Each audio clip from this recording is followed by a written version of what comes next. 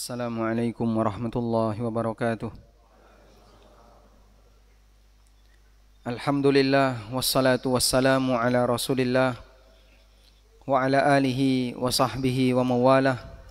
Wa ashhadu an la ilaha illallah wahdahu la syarikalah wa ashhadu anna Muhammadan abduhu wa rasuluh sallallahu alaihi wa ala alihi wa sahbihi wa man tabi'ahum bi ihsanin ila yaumiddin. Alhamdulillah, puji syukur kita haturkan kehadirat Allah Azza wa Jalla. Kesempatan pagi ini kembali kita melanjutkan kajian rutin dengan membaca buku Khudh Aqidatak. Dan insyaallah kita akan membaca pertanyaan tentang ma huwal ihsan fil ibadah. Baik, silakan dibuka halaman 6 ya. Setelah penulis menyebutkan tentang bagaimana teknis dalam beribadah, apakah dalam beribadah itu harus diiringi dengan khauf dan raja, berikutnya beliau menyampaikan pertanyaan yang kelima. Ma huwal ihsanu fil ibadah? Apa itu ihsan dalam ibadah? Kita akan baca terlebih dahulu. Tafadhal. Bismillah, salatu wassalamu ala rasulillah wa ba'du.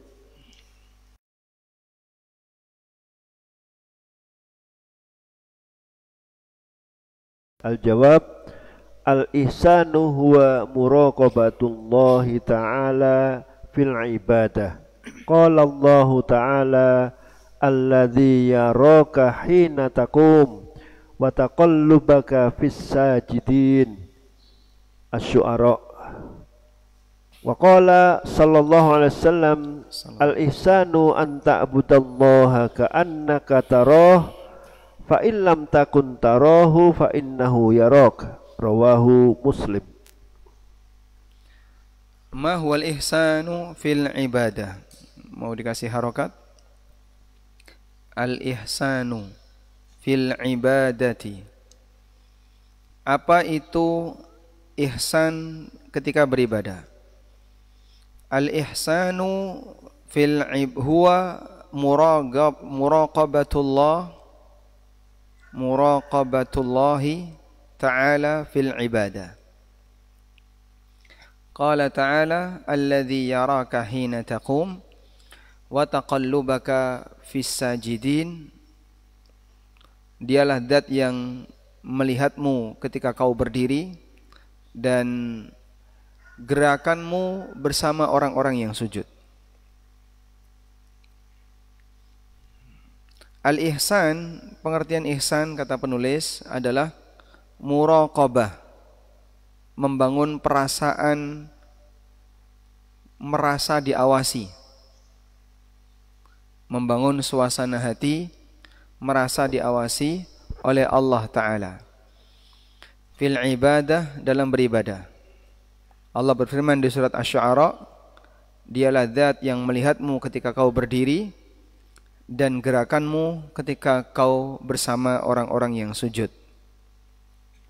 Allah menyaksikan ketika kamu salat. Wa qala sallallahu alaihi wasallam, dan Nabi sallallahu alaihi wasallam bersabda, al-ihsanu an ta'budallaha ka'annaka tarah. Ihsan adalah engkau beribadah kepada Allah seolah-olah engkau melihatnya. Fa illam takun tarahu fa innahu yarak. Kalau seolah-olah kau melihatnya tidak bisa dilakukan, fa innahu yaraka, sesungguhnya Allah melihatmu. Muslim. Baik. Sekarang coba perhatikan berikut ini. Hadis tentang iman, Islam dan ihsan. Itu sering disebut dengan apa? Hadis Jibril. Dalam hadis Jibril, Rasulullah SAW didatangi oleh Jibril dalam rupa manusia, tapi tidak ada satupun sahabat yang kenal. Kemudian Jibril bertanya tentang berapa hal? Berapa yang ditanyakan oleh Jibril? 5 hal. Tentang iman, kemudian Islam, lalu ihsan, kemudian kapan kiamat, Pertanyaan yang terakhir, apa tanda kiamat?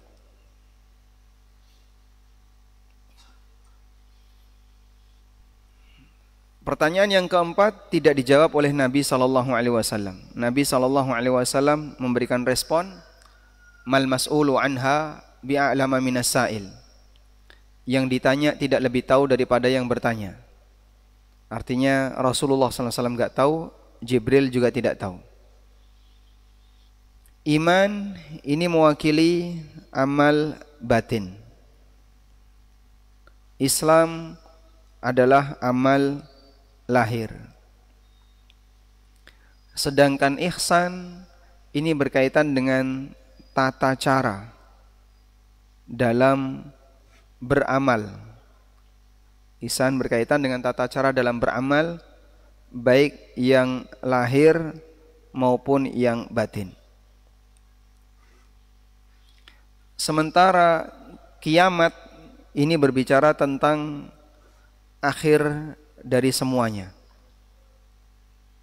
Semuanya nanti akan dipertanggungjawabkan di hari kiamat.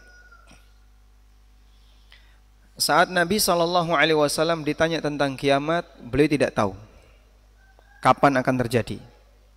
Tapi beliau menyampaikan tanda-tandanya.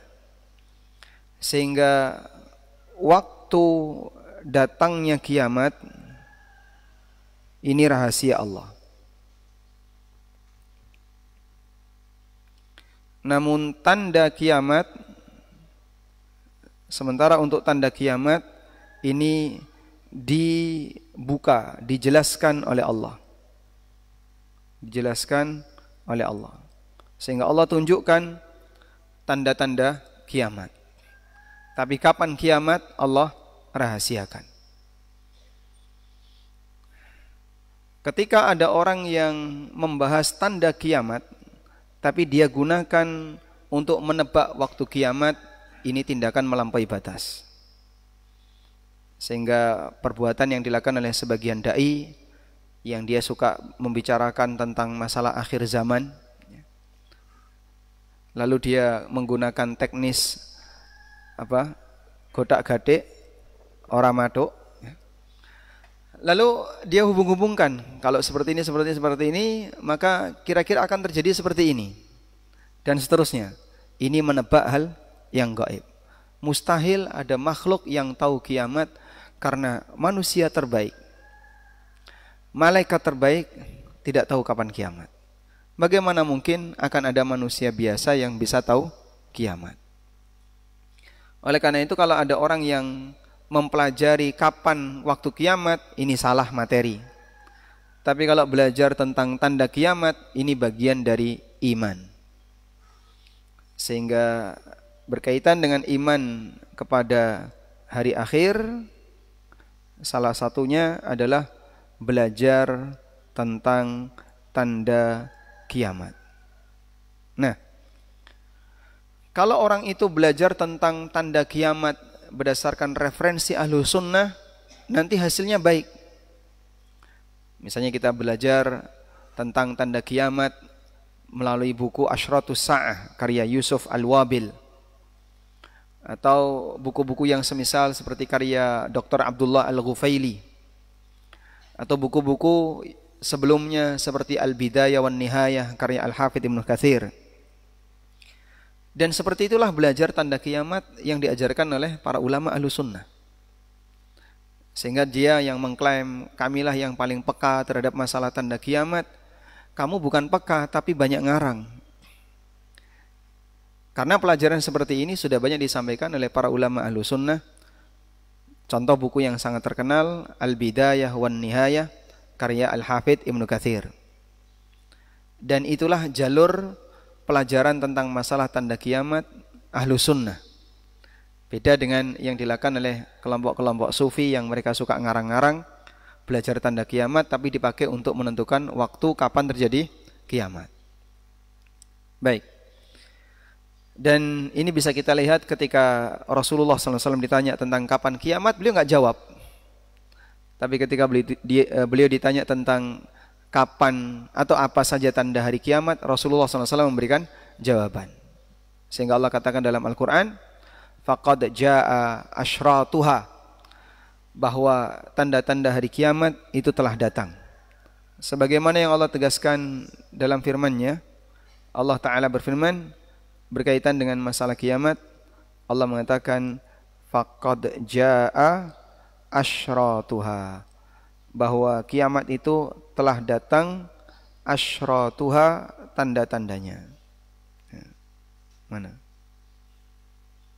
Di surat Muhammad ayat 18. Fahal yanzuruna illa as-sa'ah an ta'tiyahum baghtatan. Tidak ada yang mereka nantikan kecuali kiamat yang akan datang kepada mereka baghtatan, dengan kondisi tiba-tiba. Faqad jaa asyratuha, dan telah datang tanda-tandanya. Sehingga ketika Al-Quran turun, tanda kiamat itu sudah ada. Padahal kita nggak tahu berapa ribu tahun lagi kehidupan bumi ini akan bertahan. Tapi 14 abad silam ketika Al-Quran itu turun, Allah Subhanahu wa Ta'ala telah mengatakan faqad jaa asyratuha, bahwa telah datang tanda-tanda kiamat. Bahkan Nabi Allah Subhanahu wa Ta'ala juga berfirman, kiamat telah dekat. Iqtarabatis sa'atu wansyaqqa al-qamar. Kiamat telah dekat dan matahari terbelah dan bulan terbelah. Sehingga Rasulullah sallallahu alaihi wasallam mengatakan, ana was-sa'atu kahatain. Aku dan kiamat itu seperti dua jari ini. Artinya gandeng antara diutusnya beliau dengan peristiwa kiamat. Yang kita rasakan itu ribuan tahun, tapi sebenarnya itu cepat. Karena semua yang pasti berarti dia sesaat lagi akan datang. Kullu ma huwa atin fahuwa qarib. Semua yang pasti datang berarti dia dekat. Dan kiamat itu pasti datang. Baik, selanjutnya kita kembali kepada 3 hal tadi. Bahwa amal ibadah itu ada 2. Ada amal batin dan ada amal lahir. Amal batin inilah iman. Apa saja yang wajib diimani? Yang wajib diimani yang pertama adalah rukun iman, yang 6. Yang kedua adalah masalah ghaibiyat, hal-hal gaib yang dikabarkan oleh Allah dan Rasulnya sallallahu alaihi wasallam. Kemudian di sana ada amal lahir. Amal lahir ini meliputi ibadah yang mengatur hubungan antara hamba dengan Rabb-Nya. Seperti ibadah dalam 5 rukun Islam, mulai dari syahadat sampai haji. Sehingga ikrar syahadat itu amal lahir atau amal batin? Amal lahir atau amal batin? Amal lahir. Ikrar syahadat itu amal lahir. Maka non-muslim yang mau masuk Islam, dia tidak bisa syahadat sendirian. Di dalam kamar enggak ada satupun yang tahu. Sehingga dia tidak bisa kemudian menyatakan, saya muslim. Loh, kapan kamu masuk Islam? Saya sudah syahadat. Kapan? Sendirian di dalam kamar. Nanti enggak ada bukti. Andai kan ada non-muslim syahadat sendirian, tidak ada orang yang tahu, terus dia mati, maka kaum muslimin yang lain enggak tahu kalau dia mati muslim, dia tidak akan dilayani jenazahnya sesuai dengan jenazah kaum muslimin. Sehingga tidak dimandikan, tidak dikafani, tidak disolati, yang mungkin dilayani oleh agama yang lain. Kemudian ada yang berkaitan dengan masalah aturan. Berkaitan dengan masalah aturan, ini kaitannya dengan halal haram atau hak dan kewajiban. Ini kaitannya dengan halal haram atau hak dan kewajiban. Nah, berkaitan dengan masalah aturan ini cukup banyak. Ada yang berkaitan dengan masalah aturan harta. Maka disebutlah muamalah maliyah, fikih muamalah maliyah. Ada yang berkaitan dengan masalah keluarga, seperti kajian tentang fikih usrah. Sehingga masalah keluarga itu amal sifatnya lahiriah. Maka tidak ada istilah nikah batin, tidak ada ya. Adanya nikah lahir. Kemudian ada yang berkaitan dengan masalah politik seperti fikih siyasah. Ada juga yang berkaitan dengan masalah perundangan seperti fiqhul qadha wal jinayat. Baik. Selanjutnya, Nabi SAW dalam hadis Jibril, beliau membahas tentang iman, Islam, dan ihsan. Ketika Jibril pergi, beliau bertanya kepada para sahabat, atadruna manis sa'il, tahukah kamu siapa yang bertanya? Lalu para sahabat mengatakan Allah wa rasuluhu alam. Kemudian Nabi SAW mengatakan, innahu Jibrilu atakum yu'allimukum dinakum. Sehingga dalam hadis Jibril, Rasulullah SAW mengatakan, itu adalah Jibril yang datang untuk mengajarkan agama kepada kalian. Maka dalam hadis Jibril itu, Jibril mengajarkan apa? Agama kalian. Sehingga isi agama adalah iman, Islam, dan ihsan. Dalam Al-Quran Allah menyebut Islam dengan agama, ad-din. Agama artinya apa? Ad-din. Rasulullah SAW mengatakan, innahu Jibrilu atakum yu'allimukum dinakum. Itu adalah Jibril yang datang kepada kalian mengajarkan ad-din, agama kepada kalian. Allah menyebut Islam dengan din. Inna dina indallahi al-Islam. Dan dalam hadis ini Nabi SAW menyebut iman, Islam, dan ihsan adalah din.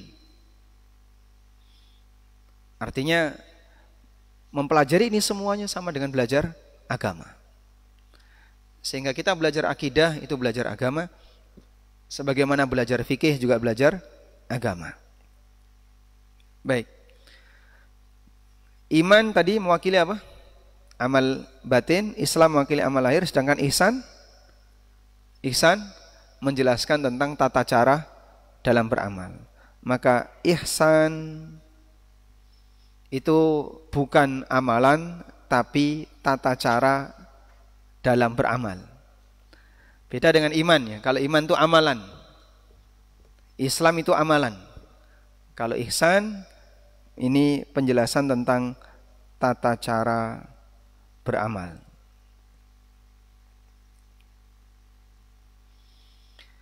Nah, Rasulullah SAW ketika menjelaskan ihsan, beliau menyebutkan ihsan ada 2 tingkatan. Yang pertama, tingkatan apa? An ta'budallaha ka'annaka tarahu. Engkau beribadah kepada Allah seolah-olah engkau melihatnya. Tingkatan yang pertama disebut dengan tingkatan musyahadah. Seolah melihat Allah.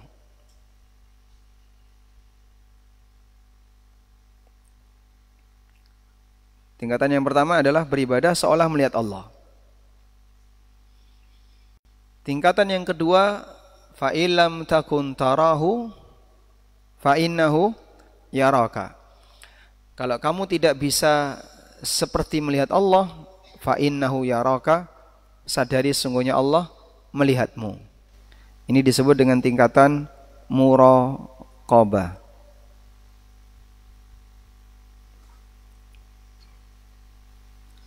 Meyakini bahwa dirinya disaksikan Allah, dilihat Allah. Baik. Ada muraqabah, ada muqarabah. Jangan sampai keliru ya. Muraqabah artinya membangun suasana batin, merasa diawasi. Namanya muraqabah. Sudah? Sekarang saya ajak Anda untuk membaca keterangan Al-Hafidz Ibnu Rajab.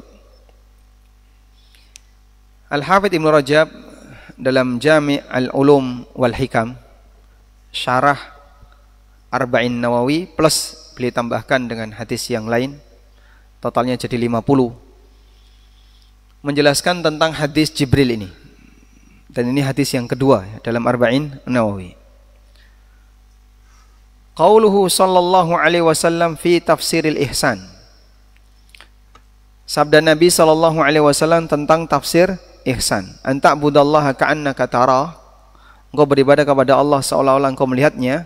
Sampai akhir hadis. Yushiru ila annal abda, menunjukkan bahwasanya seorang hamba ya'budullaha ta'ala, mereka beribadah kepada Allah Ta'ala ala hadhihi sifah, dengan cara seperti ini. Wa huwa istighdaru qurbihi, yaitu menghadirkan perasaan dia dekat dengan Allah. Wa annahu baina yadayhi ka'annahu yara, Allah itu berada di hadapannya sampai seolah-olah dia melihat Allah. Saya sedang sholat. Ketika saya sholat, saya sedang menghadap kepada Allah. Allah berada di hadapan saya, dekat dengan saya, seolah-olah dia melihat Allah. Wa dzalika yujibul khasyah wal khaufa wal haibata wat ta'dhim, sehingga ini akan menimbulkan rasa takut, kemudian al-haibah, rasa segan dan pengagungan yang tinggi kepada Allah. Sebagaimana disebutkan dalam riwayat Abu Hurairah, antakhshallaha ka'annaka tara, engkau takut kepada Allah seolah-olah engkau melihatnya. Baik. Sehingga makna anta'budallaha ka'annaka tara, makna ihsan yang pertama adalah membangun kedekatan kepada Allah. Jadi membangun perasaan saya itu sedang berada di hadapan Allah, saya sedang menghadap Allah, maka saya beribadah kepada Allah dengan serius. Wa yujibu aidan an-nusha fil ibadah, sehingga ini mengajarkan kepada hamba untuk memberikan sikap yang terbaik dalam ibadah. Wa badlul juhdi fi tahsiniha wa itmamiha wa ikmaliha, dia berusaha untuk memperbaiki ibadahnya dan menyempurnakan ibadahnya, sehingga tidak asal-asalan. Sudah? Baik. Sehingga dari penjelasan Al-Hafidz Ibnu Rajab kita bisa simpulkan ihsan dalam keterangan Ibnu Rajab. Beliau menyimpulkan ihsan di situ ada dua makna. Makna yang pertama adalah membangun keyakinan, bahwa dirinya dekat dengan Allah.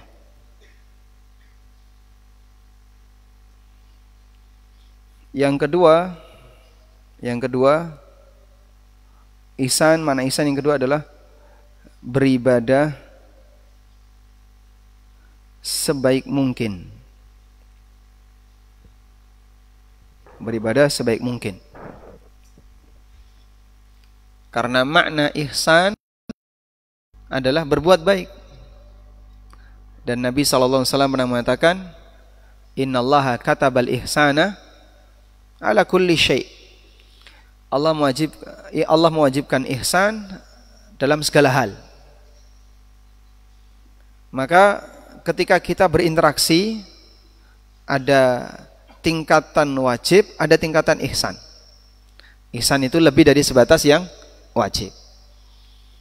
Sehingga ketika seseorang beribadah kepada Allah dengan ihsan, berarti dia beribadah kepada Allah dengan sebaik mungkin, sebagaimana dia berinteraksi dengan sebaik mungkin.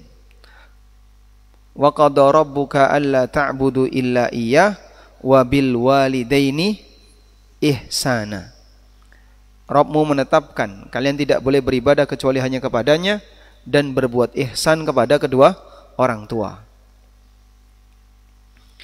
Sehingga beribadah sebaik mungkin ini salah satu di antara makna ihsan dalam keterangan Ibnu Rajab. Ihsan dalam beribadah. Sudah? Karena ihsan itu ada dalam ibadah dan ada ihsan dalam muamalah. Ihsan tadi artinya apa? Berbuat baik. Ihsan dalam beribadah maknanya seperti di atas. Membangun keyakinan dekat dengan Allah sehingga seolah-olah dia melihat Allah. Atau yang kedua, berusaha melakukan ibadah sebaik mungkin. Sehingga dia ketika beribadah memenuhi semua aturan yang ada. Ini saya tambahkan.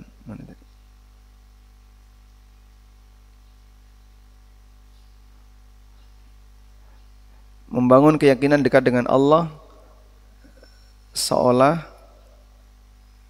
dia melihat Allah. Jadi yang dimaksud seolah melihat Allah itu karena pengaruh dari apa? Keyakinan saya sangat dekat dengan Allah Subhanahu wa taala. Baik. Atau makna yang kedua adalah dia berusaha maksimal ketika beribadah. Beribadah sebaik mungkin. Baik, selanjutnya beliau mengatakan, wa qad wassan nabiyyu sallallahu alaihi wasallam jama'atan min ashabihi bihadil wasiyah. Nabi sallallahu alaihi wasallam pernah berwasiat kepada sekelompok sahabatnya dengan wasiat ini. Sebagaimana diriwayatkan dari Abul Ahwas dari Abu Dzar, "Ausani khalili an akhsyallaha ka'anni arahu." Kekasihku, kata Abu Dzar, kekasihku yaitu siapa? Rasulullah SAW berwasiat kepadaku agar aku takut kepada Allah seolah aku melihatnya, dan jika aku tidak bisa melihatnya, fa innahu yarani, sesungguhnya Allah melihatku. Contohnya seperti yang pernah dipesankan Nabi SAW dalam hadis riwayat Tabrani dari sahabat Anas. Ada orang yang tanya kepada Rasulullah SAW, "Ya Rasulullah, hadithni bihadithin, sampaikan kepadaku sebuah hadis. Waj'alhu mujazan, yang ringkas saja." Faqala, kemudian Nabi SAW mengatakan, "Salli salata muwaddi'in." Kerjakanlah salat seperti kau mau mati. Kerjakanlah salat seperti salatnya orang yang mau mati. Selesai zuhur ini bapak mati. Kira-kira gimana salat zuhurnya? Hah? Khusyuk atau gemetaran?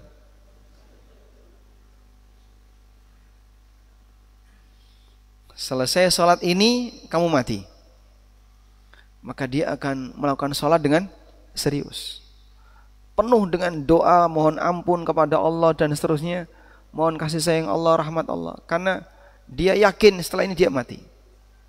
Itulah salat muwaddi'. Dan Nabi SAW mengatakan, "Salli salata muwaddi'in." Kerjakan salat seperti salatnya orang yang mau mati. Fa innaka in kunta la tarahu fa innahu yarak. Kalau kamu tidak bisa melihatnya, sesungguhnya Allah melihatmu. Sehingga makna beribadah seperti Allah, kita melihat Allah, itu beribadah seperti orang yang mau mati. Berarti artinya apa? Beribadah dengan kualitas maksimal. Selanjutnya, mengenai sabda Nabi SAW, "Fa illam takun tarahu fa innahu yarak." Kalau kamu tidak bisa melihat Allah, sesungguhnya Allah melihatmu. Qila, di sini ada keterangan, innahu ta'lilun lil awwal. Ini menjadi alasan untuk ihsan tingkatan yang pertama. Sesungguhnya hamba diperintahkan untuk membangun kedekatan dengan Allah dalam ibadah. Wastihdaru qurbihi min abdihi. Wastihdaru qurbihi man abidahu. Dan menghadirkan keyakinan perasaan dekat dengan Allah ketika beribadah. Hatta ka'annal abda yarahu. Sampai seolah-olah hamba itu melihatnya. Fa innahu qad yashukku dzalika alaihi. Jika dia kesulitan untuk melakukan hal itu, fayasta'inu ala dzalika biimanihi bi anna Allah yarah. Maka dia bisa naik atau turun ke tingkatan yang kedua, yaitu dia yakin Allah sedang memantau dirinya. Allah tahu lahir batinnya, zahir dan batinnya. Sehingga dia berpindah dari derajat satu ke derajat yang kedua. Wa huwa dawamut tahdiq bil basirah ila qurbillahi min abdihi wa ma'iyatihi hatta ka'annahu yara.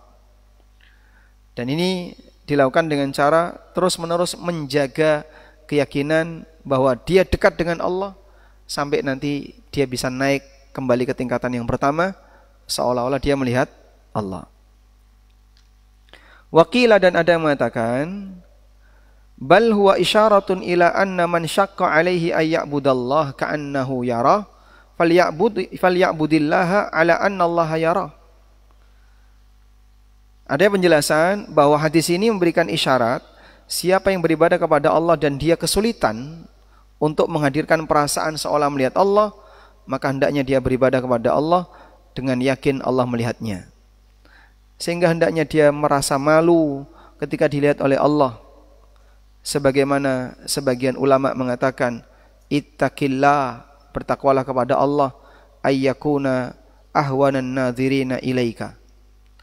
Bertakwalah kepada Allah ketika Allah Subhanahu wa taala melihat seluruh amalmu, walaupun sesuatu yang kau anggap paling ringan. Tayyib. Dari sinilah kita bisa lihat bagaimana pemahaman yang diberikan oleh Al-Hafidh Ibnu Rajab bahwa yang dimaksud melihat Allah nggak bisa kemudian turun. Di situ terjadi ketika kapan? Seorang hamba dalam merasa takut kepada Allah ada yang kurang, maka turun derajat yang kedua. Dia harus menggunakan imannya bahwasanya Allah selalu memantaunya. Qalat ba'dul arifat, sebagian ulama minas salaf, di kalangan ulama salaf mengatakan, man amila lillah alal musyahadah fa huwa arifun. Barang siapa yang beramal kepada Allah dengan perasaan dia seperti melihat Allah, inilah orang arif.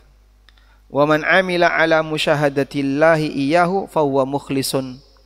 Tapi siapa yang beramal seolah-olah atau siapa yang beramal bahwasanya Allah melihatnya, maka dia adalah orang yang mukhlis. Ya, sama seperti tadi dia menjelaskan bahwasanya ihsan ada dua tingkatan. Baik. Sulit enggak untuk dipahami? Hah? Rumit ya? Jadi membaca referensi langsung itu kadang rumit untuk dipahami. Makanya kadang dalam satu penjelasan kami baca sampai 3-4 kali baru dapat kesimpulan. Oh, maksudnya kayak gini. Sehingga kalau mau disampaikan ke jamaah, perlu baca beberapa kali dulu ya, biar nanti jamaahnya tidak ikut bingung dan pusing. Intinya tadi ya, bahasanya ihsan itu ada dua tingkatan. Ada tingkatan musyahadah, ada tingkatan muqarabah. Tingkatan musyahadah itu terjadi karena perasaan dekatnya hamba kepada Allah. Aku sedang berada di hadapan Allah. Aku dekat Allah. Maka saat ibadah seolah-olah dia melihat Allah. Walaupun dia tidak melihat Allah. Nah, kalau seperti itu nggak bisa, minimal kamu yakin betul bahwasanya Allah sedang melihat kamu. Sehingga turun ke derajat muraqabah. Kalau dua ini enggak ada, ibadahnya rusak. Sehingga saenake dhewe ketika beribadah sangat tidak khusyuk, terlalu cepat, zikirnya enggak serius, batinnya kemana-mana. Itu karena derajat yang kedua pun dia enggak punya. Maka kalau sudah seperti itu, ibadahnya jadi enggak bermutu. Ibadahnya jadi tidak berkualitas. Wallahu a'lam. Baik. Dan ini perlu latihan ya. Dimulai dari gerakan lahiriah. Gerakan dalam sholat. Kita kasih contoh yang sholat ya. Ada gerakan lahiriah. Gerakan lahiriah itu apa? Gerakan fisik dan lisan. Yang kedua ada gerakan batin. Gerakan batin itu apa? Ya? Apa yang dipikirkan.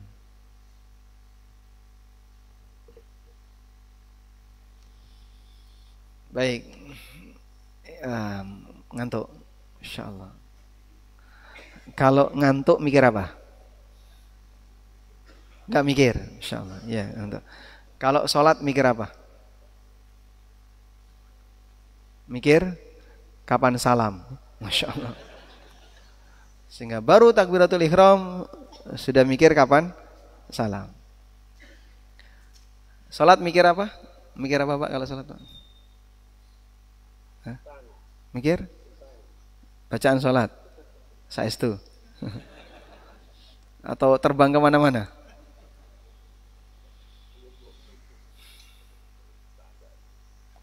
Apa yang kita pikirkan ketika kita salat? Macam-macam. Bahkan kadang tema pikiran kita berubah-ubah ya. Habis mikir panganan, nanti ganti mikir anak, ganti mikir bojo, mikir bal-balan, mikir ini, mikir rencana yang mau dilakukan. Sehingga temanya bisa berubah-ubah. Dalam sholat 4 rakaat berjamaah selama 5 menit atau 10 menit, sudah lama sekali itu ya. Itu pikiran kita terbang kemana-mana. Pikiran ini ganti terus ya. Dan kalau kita punya ihsan, maka kita yakin pikiranku sedang dipantau oleh Allah. Karena Allah melihat lahir batin. Sehingga kita seharusnya merasa malu. Di saat fisik kita menghadap Allah, tapi hati kita ada di dapur. Hati kita mungkin di kasur. Hati kita ada di tempat-tempat yang lain. Seharusnya orang itu merasa malu. Itulah kalau orang masih punya ihsan ketika beribadah. Sehingga kalau masih punya ihsan, dia akan serius dalam beribadah. Maka dengan ihsan akan menjadikan ibadah lebih berkualitas. Akan menjadikan ibadah lebih berkualitas. Sehingga kualitas ibadah ditentukan dari ihsan hamba. Wallahu a'lam. Tayyib. Selanjutnya kita akan baca judul baru. Selesai bab tentang masalah ibadah. Berikutnya penulis membahas tentang anwa'ut tauhid wa fawaiduh. Macam-macam tauhid dan manfaat besar dari mentauhidkan Allah dan belajar tauhid. Kita baca pertanyaan yang ke-6. Tafadhal. As-su'al as-sadis. Limadza arsalallahu ar-rusul? Al-jawab, arsaluhum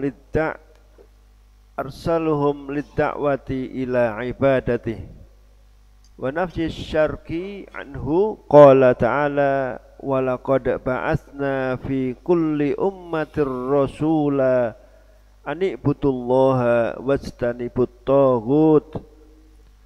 Surat An-Nahl.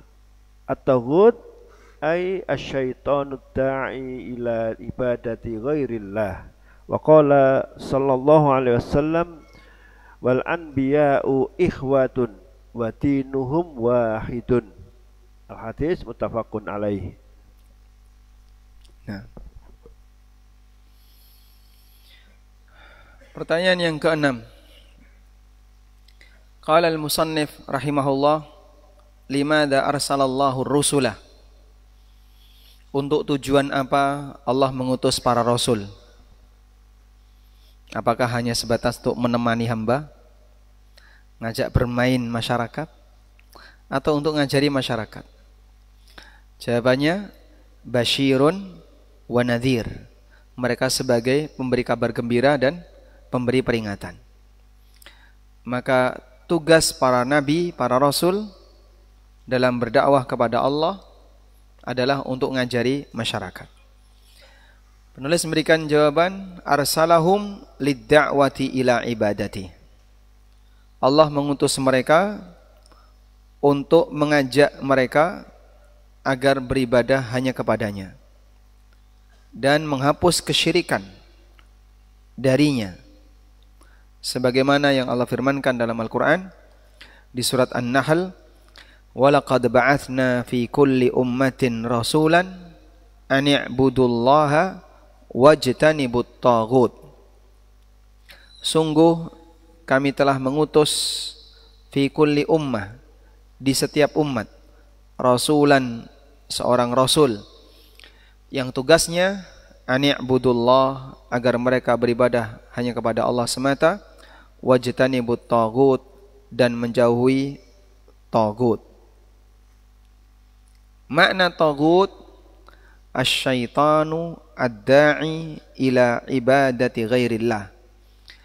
Taghut adalah setan yang mengajak orang untuk beribadah kepada selain Allah. Wa qala sallallahu alaihi wasallam, dan Nabi sallallahu alaihi wasallam bersabda, wal anbiya'u ikhwatun li'allat. Para nabi itu saudara sebapak. Dinuhum wahid. Agama mereka sama. Dinuhum wahid. Agama mereka sama. Yang beda apa?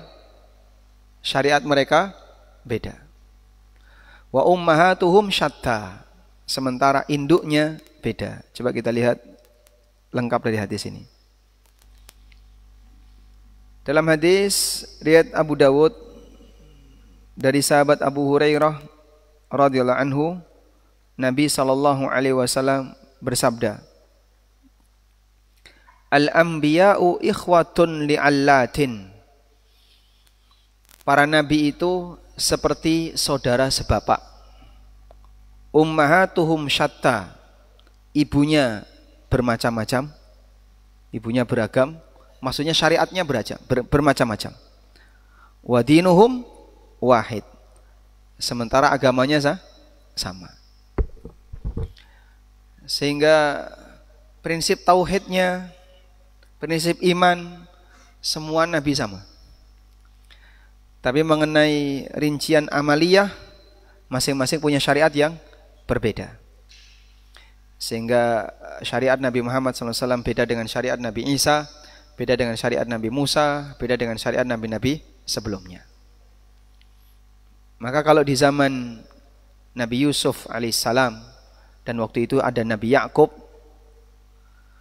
ada dua nabi di zaman Yusuf dan juga Nabi Yakub, manusia boleh sujud kepada manusia sebagai bentuk pemuliaan.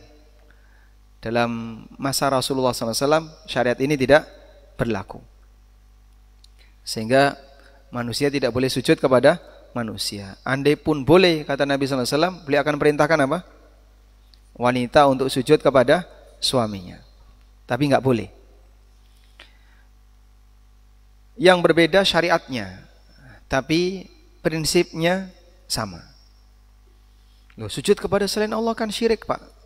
Apa itu bukan hal yang prinsip? Sujud kepada Allah ada yang bentuknya ibadah dan ada yang bentuknya bukan ibadah.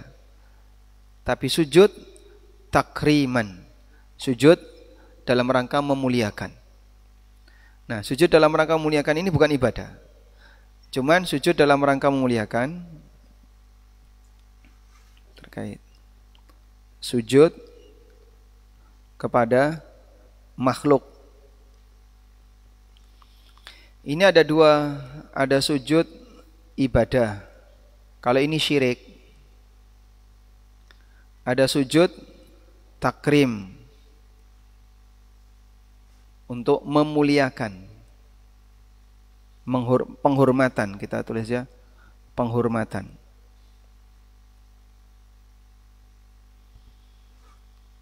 Penghormatan ada yang diizinkan, ada yang tidak diizinkan. Penghormatan dengan cara nunduk dalam syariat kita tidak diizinkan. Rukuk itu nggak boleh di depan. Seperti orang Jepang ya. Orang Jepang ketemu dengan, sebagai bentuk penghormatan kepada orang lain, mereka ngapain? Rukuk kepada orang lain. Islam tidak mengajarkan itu dan dilarang oleh Nabi Sallallahu Alaihi Wasallam.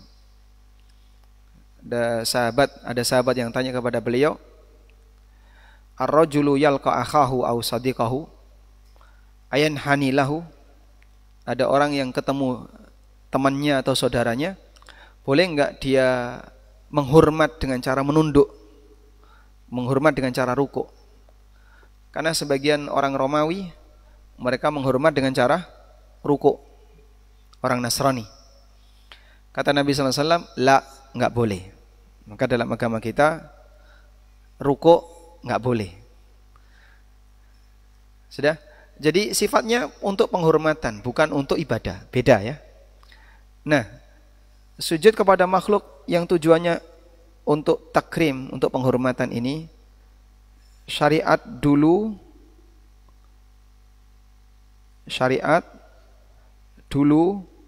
itu boleh. Seperti syariatnya siapa? Nabi Adam. Malaikat sujud kepada Adam. Contoh yang lain, Yusuf.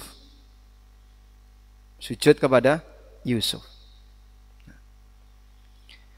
Kemudian syariat sekarang, syariat zaman Nabi SAW ini dilarang. Sehingga mansukh, hukum yang berlaku dulu. Tapi kalau ini nggak pernah mansukh, sujud ibadah dari dulu sampai sekarang ya syirik.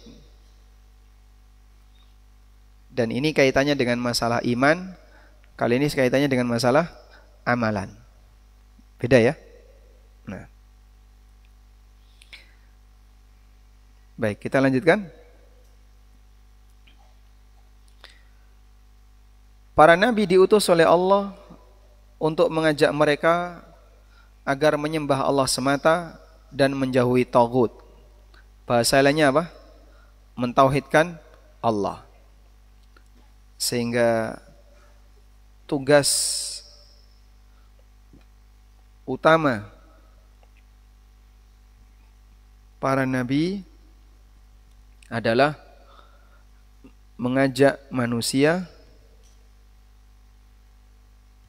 untuk mentauhidkan Allah. Ini yang utama. Dan kalau ada pelanggaran yang lain, Nabi juga mengingatkan. Ada pelanggaran yang dilakukan oleh kaumnya Nabi Lut, diingatkan. Ada pelanggaran yang dilakukan kaumnya Nabi Syuaib, mengurangi timbangan, suka merampok, juga diingatkan. Pelanggaran nabi-nabi yang lain, pelanggarannya diingatkan. Sehingga tugas utama ada pelanggaran, ada tugas utama meluruskan pelanggaran yang tertinggi yaitu syirik, dan yang kedua mereka juga menjelaskan pelanggaran-pelanggaran di bawah syirik, di bawah kekufuran. Baik. Karena itu antara zaman Nabi Adam sampai zaman Nabi Nuh alaihissalam ada berapa kurun? 10 generasi. Sebagaimana keterangan Ibnu Abbas, baina Adam wa Nuhin asyratu qurun. Antara Adam dan Nuh itu ada 10 generasi. Kulluhum ala ibadatillah. Semuanya mentauhidkan Allah. Pertanyaannya, siapa Rasul yang pertama? Nuh. Beliau Rasul pertama. Sebelum Nuh tidak ada Rasul. Nabi Adam Pak, beliau Nabi. Sehingga disebutkan dalam hadis riwayat Bukhari, ketika di padang mahsyar manusia mencari para nabi untuk dimintai syafaat, saat mereka menemui Nabi Nuh, mereka mengatakan, ya Nuhu anta awwalur rusul. Wahai Nuh, engkau adalah Rasul yang pertama. Sebelum Nuh tidak ada Rasul, adanya Nabi. Oleh karena itu, kenapa Nuh diutus oleh Allah? Karena di zaman Nabi Nuh ini terjadi penyimpangan syirik pertama kali. Sebelum itu enggak ada. Walaupun di rentang ini ada maksiat. Sebutkan contoh maksiat di rentang ini. Pembunuhan. 2 putra Adam, salah satu membunuh saudaranya. Seperti yang Allah sebutkan dalam Al-Quran, watlu alaihim naba abnai adama bil haqqi idh qarraba qurbanan fatuqubbila min ahadihima walam yutaqabbal minal akhar qala la aqtulannak. Ceritakan kepada mereka tentang kisah 2 anak Adam, cerita yang benar. Saat mereka berkorban, yang satu diterima, yang satu tidak diterima. Lalu yang tidak diterima ngomong apa? La aqtulannak, akan aku bunuh kamu. Sampai terjadilah pembunuhan. Tapi ketika itu belum ada Rasul. Maka keberadaan Rasul untuk mengembalikan manusia kepada tauhid, yang tauhid ini merupakan tujuan dasar, tujuan paling asasi mereka diciptakan. Wa ma khalaqtul jinna wal insa illa liya'budun. Sehingga kalau manusia menyimpang dari tujuan penciptaannya, Allah kirim Rasul untuk menjelaskan itu. Nah, setelah Rasul yang terakhir, Allah berikan penjagaan, syariatnya terjaga. Sehingga memudahkan bagi para pengikutnya untuk mempelajari yang asli. Walaupun potensi penyimpangan syirik selalu ada di setiap zaman. Sampai pun masa sekarang. Tapi tidak akan ada Rasul yang baru. Sehingga tugasnya para pengikut Rasul untuk ngajak manusia meninggalkan kesyirikan dan kembali kepada tauhid. Maka alhamdulillah jika kita berada dalam barisan orang-orang yang peduli dengan tauhid, karena itu merupakan tujuan utama dakwah para nabi.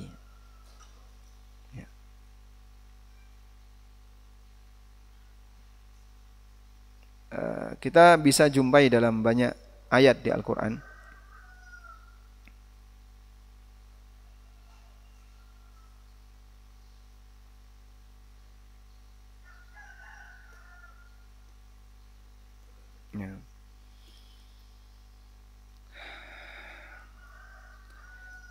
Saya sebutkan di sini contoh 3 ayat atau 4 ayat ya.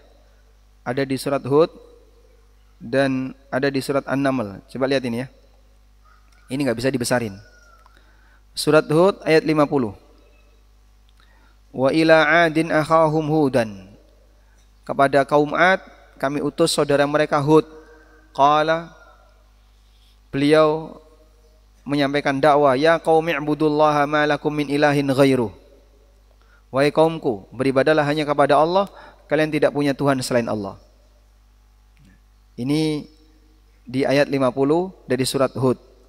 Lihat di ayat 61.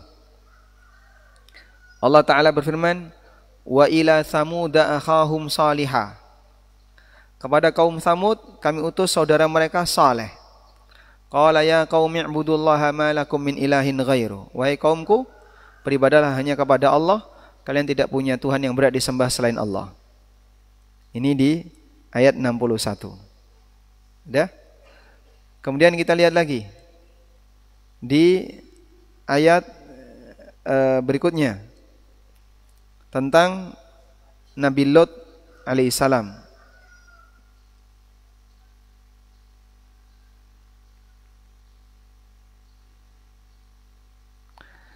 Coba lihat di ayat berikutnya. Di surat Hud ayat 84. Wa ila madyana akhahum syu'aiba qala ya qaumi ibudullaha ma lakum min ilahin ghairu. Materi dakwahnya sama. Semuanya ngejak apa? Mentauhidkan Allah. Maka jika kita tahu seperti ini, sudah selayaknya bagi para dai, termasuk juga masyarakat secara umum, punya perhatian terhadap masalah tauhid. Ketika ada pelanggaran yang lain, wala tanqusul mikyala wal mizan. Nabi juga mengingatkan, janganlah kalian mengurangi timbangan dan takaran. Kemudian di ayat yang lain, Allah Subhanahu wa taala berfirman di surat An-Naml atau di surat Al-Ankabut. Allah mengatakan, wa ila madyana akhahum syu'aiba faqala ya qaumi ibudullah warjul yaumal akhir, dan seterusnya. Semuanya di area yang sama. Taib. Selanjutnya, tadi penulis menyebutkan, sungguh kami telah mengutus seorang rasul fi kulli ummatin, di setiap umat. Umat di sini maknanya apa? Umat di sini maknanya apa? Hah? Umat. Dulu sudah pernah kita sampaikan ya. Kata umat dalam Al-Quran ada 4 makna. Carikan catatannya. Anda kan sudah nyatat, nanti kalau nyatat lagi double catatannya. Ketemu Bapak? Apa saja? Hah? Ketinggalan catatannya, Masya Allah. Dimaklumi ya, Alhamdulillah. Atau ganti catatan, ganti buku. Oh, udah ganti buku ya. Kitab baru, catatan baru. Makna umat yang pertama apa artinya? Sekelompok masyarakat. Contohnya di ayat ini. Walaqad ba'atsna fi kulli ummatin. Sungguh kami mengutus di setiap umat, di setiap sekelompok masyarakat. Makna umat yang kedua artinya apa? Agama. Seperti perkataan orang musyrikin, inna wajadna aba'ana ala ummatin. Kami jumpai nenek moyang kami, leluhur kami ala ummatin, di atas umat, maksudnya di atas agama. Yang ketiga, umat artinya pemimpin. Apa dalilnya? Inna Ibrahima kana ummatan qanitan lillahi hanifa. Sungguhnya Ibrahim adalah umat yang qanit, yang taat. Umat di situ artinya apa? Pemimpin. Ibrahim adalah pemimpin yang taat. Yang keempat, zaman, waktu. Seperti di surat Yusuf, orang yang dipesani Yusuf untuk lapor ke raja, dia lupa. Lalu Allah mengatakan, waddakara ba'da ummatin. Dia teringat ba'da ummatin, setelah sekian waktu. Baik. Dan di sini dinyatakan setiap umat. Berarti ada nabi dari berbagai macam umat, Pak. Iya, tapi kita tidak bisa menetapkan satu-satu. Sehingga apa ada nabi dari Jawa, Pak? Ya, tidak tahu. Tapi setiap umat ada nabi. Apa ada nabi dari suku Sunda? Ada nabi dari suku-suku yang lain? Masalahnya sukunya sudah ada belum waktu itu? Intinya di setiap umat ada nabi. Tapi kita tidak boleh nunjuk satu-satu. Dulu ada nabi dari Jawa, ada nabi dari Sunda, ada nabi dari Dayak, ya. Bahkan ada nabi dari Papua dengan kostum yang berbeda-beda. Masya Allah. Ya nggak boleh diteorikan seperti itu. Intinya kita mengimani Allah mengutus para nabi untuk seluruh umat, namun kita tidak boleh menegaskan masing-masingnya karena kita tidak tahu. Wallahu a'lam. Walhamdulillahirabbil alamin. Baik, mungkin ini dulu yang bisa kita sampaikan, dan insyaallah di pertemuan berikutnya kita akan lanjutkan tentang pembagian tauhid. Mudah-mudahan apa yang kita bahas ini bermanfaat. Wassallallahu ala nabiyyina Muhammadin wa ala alihi wa sahbihi wasallam.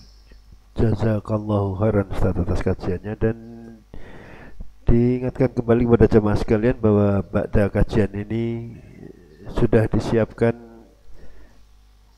Kembul Bujono Ondrowino daharan pagi, mohon untuk bisa ikut dahar bersama nanti.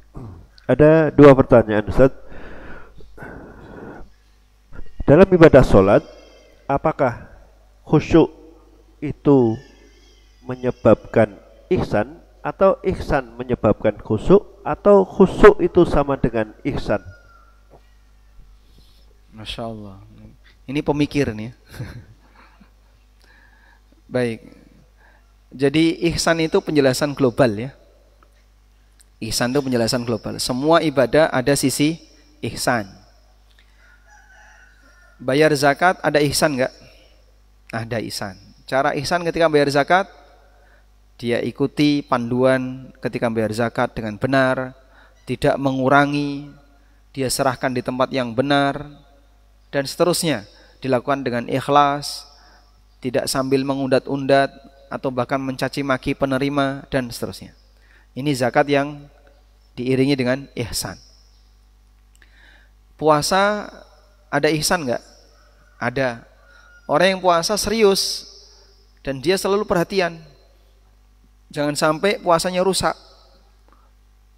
Maka saat dia puasa dipenuhi dengan perasaan serba takut. Kalau saya seperti ini, wah jangan. Akhirnya betul-betul dia bisa menahan diri ketika puasa.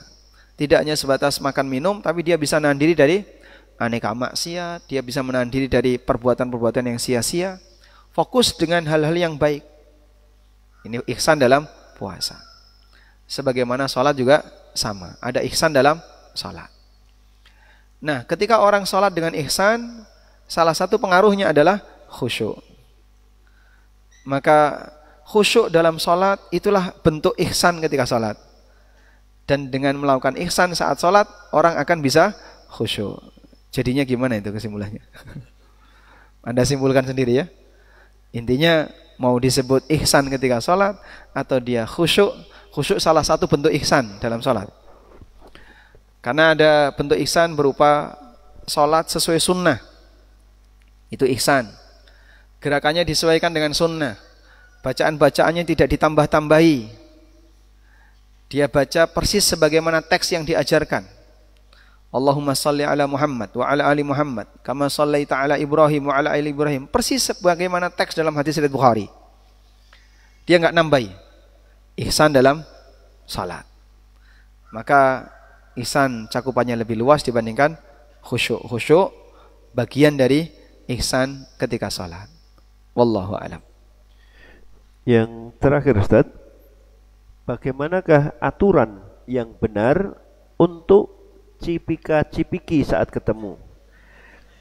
Karena saya perhatikan ada sebagian orang yang setiap ketemu selalu ngajak cipika-cipiki.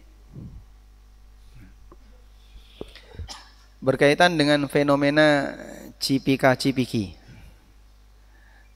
seperti apa aturan yang benar? Jadi ada 3 hal yang perlu dibedakan ya. Pertama, salaman, jabat tangan. Yang kedua, mu'anaqah, berangkulan, cipika-cipiki. Yang ketiga, takbil, mencium. Jadi ada 3. Kalau Anda bisa membedakan ini, maka bisa melakukan praktek dengan tepat. Ya. Yang pertama, jabat tangan. Masing-masing dari 3 ini ada areanya sendiri-sendiri. Kapan jabat tangan, kapan mu'anaqah, cipika-cipiki, dan kapan mencium. Untuk yang pertama jabat tangan. Jabat tangan ini dianjurkan untuk dilakukan setiap kali ketemu. Baik ketemu dalam waktu lama maupun ketemu dalam waktu yang lebih sering. Dianjurkan apa? Jabat tangan. Sehingga misalnya Anda masuk kantor, hari ini masuk kantor, jabat tangan. Besok masuk kantor lagi, jabat tangan lagi. Silakan. Sebagaimana yang pernah ditanyakan oleh seorang sahabat kepada Nabi SAW dalam hadis riwayat Tirmidzi, Rasulullah SAW ditanya oleh beliau, Inna rajula fina idza talaqau ikhwanahu au sadiqahu ayaltazimu wa yuqabbiluhu. Kalau ada orang ketemu saudaranya atau ketemu temannya, apakah dia boleh mendekapnya kemudian menciumnya? Kata Nabi SAW, la. Afayan hanilahu, boleh enggak dia menghormat dengan cara nunduk? Rasulullah SAW mengatakan, la. Afayakhudhu biyadihi wa yusafihuhu, boleh enggak dia ambil tangannya lalu jabat tangan? Kata Rasulullah SAW, na'am. Sehingga kalau sebatas ketemu, yang benar apa? Jabat tangan. Yang kedua, mu'anaqah. Mu'anaqah cipika-cipiki tadi ya. Untuk mu'anaqah itu dianjurkan untuk dilakukan jika berpisah dalam waktu yang lama. Pulang dari safar, lama enggak ketemu, terus ketemu, maka dianjurkan apa? Mu'anaqah. Sebagaimana keterangan Anas bin Malik yang diriwayatkan oleh At-Tabrani, Anas pernah mengatakan, kana ashabun Nabi sallallahu alaihi wasallam idza talaqau tasafahu. Para sahabat Nabi sallallahu alaihi wasallam kalau saling ketemu mereka salaman. Wa idza qadimu min safarin ta'anaqu. Dan kalau mereka baru pulang dari safar, mereka berangkulan, cipika-cipiki. Sehingga hanya di posisi ini anjuran untuk berangkulan, yaitu ketika lama ketemu, saat pulang dari safar atau terpisah dalam waktu yang lama, kemudian saat ketemu silahkan berangkulan. Yang ketiga, mencium. Mencium ini ada dua alasan yang dibenarkan dalam syariat kita. Pertama, mencium karena menghormati dengan latar belakang agama atau usia. Mencium orang tua, mencium guru, tangannya atau dahinya sesuai dengan tradisi masing-masing. Kalau di Indonesia cium tangan, kalau di Arab cium dahi. Sehingga Anda bisa lihat ya, para masyayikh begitu selesai kajian, kadang tulabul ilmi di Madinah mendekat terus mencium dahi syekh. Ada yang bersedia dan ada yang tidak bersedia. Yang kedua, karena alasan asyafaqah, sayang. Contohnya, suami mencium istri atau orang tua mencium anak. Ini hukumnya diperbolehkan karena alasan asyafaqah, sayang. Sehingga kalau sama temannya ya jangan ya. Saya sayang sama teman saya. Ini berbahaya. Maka cukup berangkulan cipika-cipiki, tapi tidak sampai pada tingkatan mencium. Kecuali kepada tadi ya, orang yang lebih tua yang kita hormati atau orang yang kita hormati karena ilmunya, dia boleh dilakukan at-taqbil atau mencium. Wallahu a'lam. Ada tambahan satu lagi, Ustaz.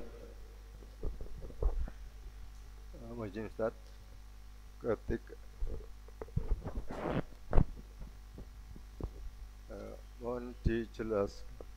mohon dijelaskan tentang hadis dari Abdullah bin Ibrahim ketika Rasulullah hijrah ke Madinah, yaitu menyampaikan 4 pesan, yaitu 1, tebarkan salam, berilah makan, sambutlah silaturahmi, dan salatlah malam ketika orang tidurnya akan masuk surga dengan selamat. Yang saya tanyakan, apakah tradisi kunjung-mengunjung ke kerabat teman-teman pada Idul Fitri termasuk dalam silaturahmi atau tidak, Ustaz? Terima kasih. Paham pertanyaannya ya? Saat Nabi SAW tiba di kota Madinah, pesan pertama ketika beliau masuk kota Madinah, pesan pertama yang dihafal oleh sahabat, beliau menyampaikan pesan afsyus salam wa at'imut ta'am wa qumu bil laili wan nasu niyam tadkhulul jannata bis salam. Sebarkan salam, beri makan orang lain, lakukanlah qiyamul lail ketika orang lagi pada tidur, kau akan masuk surga yang penuh dengan keselamatan. Apakah ini bisa jadi dalil anjung ketika Idul Fitri? Kalau Idul Adha enggak ya? Kumpul di masjid Idul Adha, bukan berkunjung ke rumah-rumah. Apakah ada dalil, ini bisa dijadikan dalil untuk itu? Wallahu alam, terlalu jauh. Karena ternyata kita tidak jumpai budaya seperti ini di kalangan para sahabat. Andaikan budaya itu ada, tentu akan ada riwayat yang sampai kepada kita dengan masyhur bahwa dulu para sahabat seperti itu. Namun kita tidak menjumpai demikian. Tapi pada prinsipnya berkunjung itu bebas waktu. Dan mengenai waktu berkunjung bisa mengikuti budaya di masing-masing tempat. Sehingga kalau misalnya di daerah kita berkunjung itu dominan dilakukan saat musim lebaran, ya insya Allah melakukan hal itu hal-hal yang mubah. Bisa kita anggap sebagai hal yang mubah.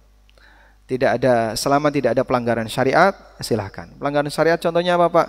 Salaman lawan jenis yang bukan mahram, nah itu jelas. Atau misalnya pesta yang isinya maksiat, nggak boleh. Ada juga di daerah yang lain, waktu berkunjungnya di hari yang berbeda. Di Jogja, lebaran berkunjung itu H keberapa? H pas hari hanya kan? Ya. Di Klaten H+1. Jadi hari H kok berkunjung, kegasian. Pulang dulu, besok. Selesai sholat Id, mereka pulang selesai. Cuman makan-makan di rumah dan tidak ada kegiatan berkunjung. Besoknya baru rame, ya. Saling berkunjung. Betul ya? Itu Klaten sampai mana itu? Klaten saja. Solo apa Solo? Di daerah yang lain beda. Di Boyolali, puncak saling berkunjung itu tanggal 15 Sya'ban. Jadi sebelum Ramadan. Acara apa? Ruahan ya. Itu katanya lebih ramai daripada Idul Fitri. Nyadran. Ada salah satu jamaah umroh yang sempat ngundang saya. Ini pas nyadran, monggo. Jadi dalam pikiran beliau datang ketika nyadran, ya itulah tradisi kami. Sehingga bahkan bisa lebih ramai daripada Idul Fitri. Pas nyadran itu datang kasih makan, tidak cuman cemilan-cemilan ya, saya pada makan besar. Wallahu alam. Tapi pada prinsipnya insya Allah hal seperti ini hal yang mubah karena sifatnya hanya masalah budaya kaum muslimin terkait kunjungan kapan yang lebih tepat waktunya. Baik demikian. Wassallallahu ala nabiyyina Muhammadin wa ala alihi wa sahbihi wasallam. Wa akhiru da'wana anil hamdulillahi rabbil alamin. Wassalamualaikum warahmatullahi wabarakatuh.